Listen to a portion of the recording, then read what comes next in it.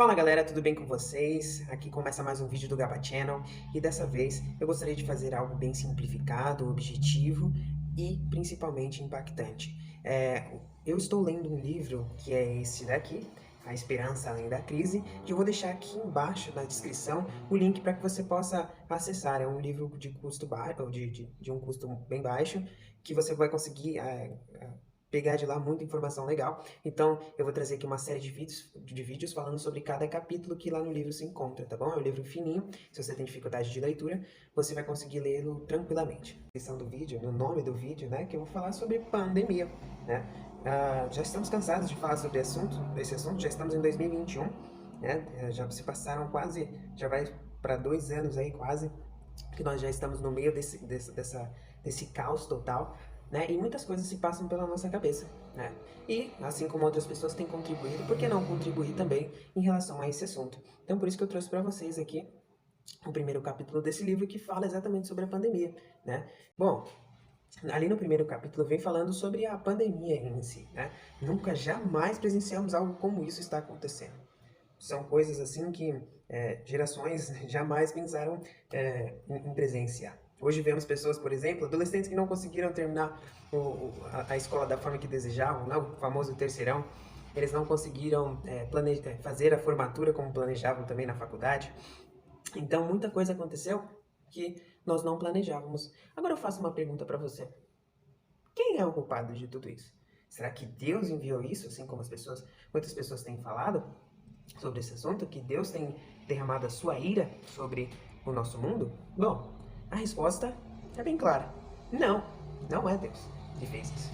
Sabe por quê? Porque nós precisamos entender o contexto de onde vêm as doenças. Vamos voltar lá atrás. Como seus pais já diriam para você, é na história de Adão e Eva, né? Onde tudo surgiu, onde o pecado entrou no nosso mundo. Bom, assim como eu falei, lá no princípio de todas as coisas, Deus criou um mundo para que Adão e Eva, e não só eles, mas nós todos pudéssemos nos relacionar com Ele, com o seu Criador, através de todas as coisas, e uns com os outros. Mas Adão e Eva não quiseram fazer parte de tudo isso como servos. Eles preferiram fazer parte disso como Deus, os seus próprios deuses.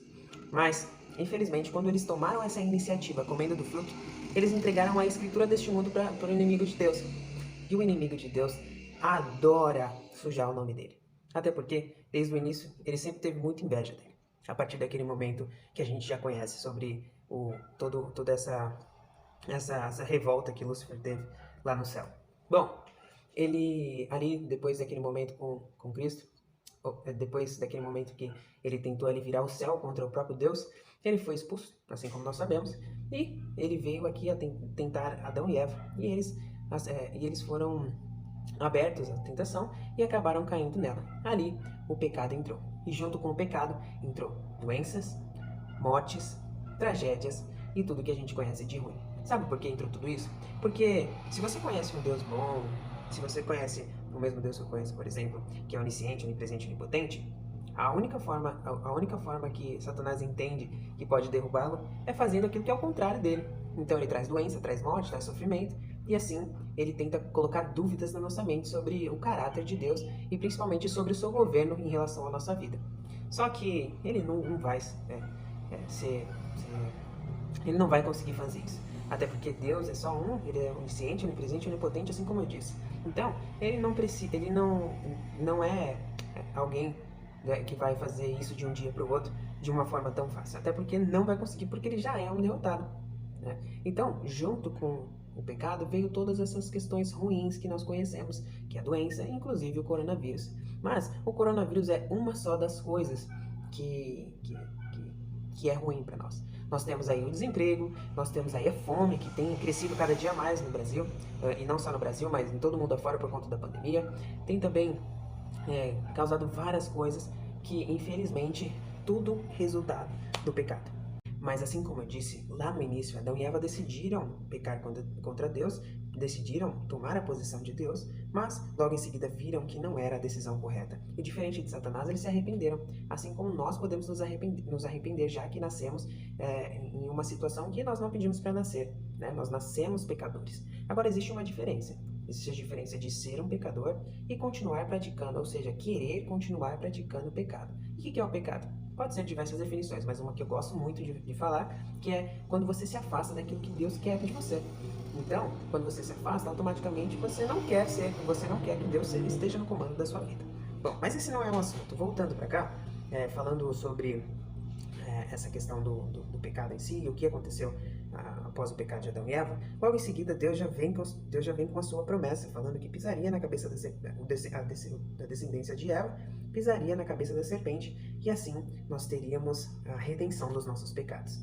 Tanto que Deus diz na sua palavra, e eis que estarei convosco até a consumação dos séculos. Então você vê, pelo seu amor tão grande, mesmo nós tomando iniciativas em que nos levaria à morte eterna, né? Todas as coisas que estão acontecendo, Deus ainda disse que estaria conosco nesses momentos mais difíceis. Então Deus está com você, assim como Ele está comigo, e aquele que acredita que está com Ele. Eu estava falando, existe uma promessa no meio de tudo isso. Ou seja, a promessa em que viria uma pessoa para morrer, né, imaculada, sem pecado, sem nada, que viria para morrer por nós. E assim nos traria a vida eterna, nos traria também a redenção dos nossos pecados. Ou seja, através da morte dessa pessoa, nós seríamos todos redimidos.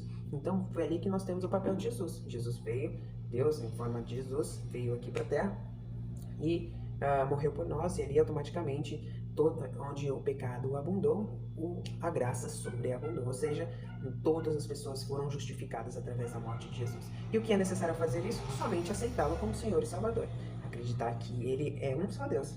E após essa morte na cruz e toda aquela história que talvez você conheça também, que é a trajetória de Jesus aqui, ele voltou para casa, né? Ele voltou junto com o Pai e o Espírito Santo para justamente agora fazer o papel, assim como eu falei, do nosso justificador. Ele é o que nos justifica. E ali, ele fez uma promessa para os seus discípulos. Se você for lá em Marcos, Mateus, você vai encontrar lá uma coisa muito interessante que ele falou após a seguinte pergunta: Senhor, mas quais serão os sinais da sua vinda? Como saberemos que o Senhor está para voltar? Então, Cristo falou assim: bom, haverá rumores de guerras, pestes, haverá muitas coisas ruins, o amor de muitos se esfriarão, assim que talvez você já tenha escutado também. Muitas tragédias aconteceriam. E para que essas tragédias aconteceriam? Elas acontecem justamente assim como, por exemplo, quando você olha para o céu e você vê lá nuvens cinzas, raios.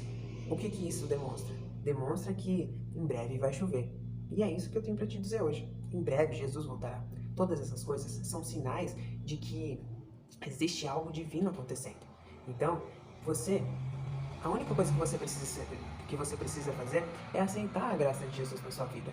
Aceite que é de graça, assim como eu falei. Então, você não precisa quebrar a cabeça com as questões do mundo da vida. É só você se chegar até Cristo e pedir para ser uma nova criatura.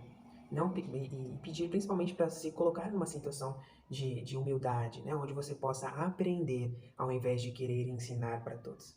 E quando você se coloca nessa posição de humildade, pode ter certeza que mesmo em meio às frustrações, você vai sentir a presença de Deus na sua vida. Assim como eu disse, Ele estará conosco até a consumação do século. Você está pronto para esse dia? Eu estou ansiando por esse dia. Por isso estou fazendo esse vídeo, porque eu anseio pelo dia em que eu olharei para o céu e verei o meu Cristo, aquele que morreu na cruz por mim, voltando para me buscar e me tirar desse mundo que eu não pertenço a esse lugar. Eu pertenço ao reino dos céus. E eu tenho certeza que você também. Cristo enxerga um potencial incrível em você.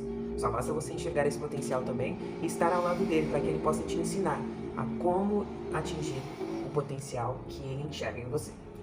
Boa noite, bom dia ou boa tarde e até o próximo vídeo que eu falarei sobre o próximo capítulo. Tamo junto!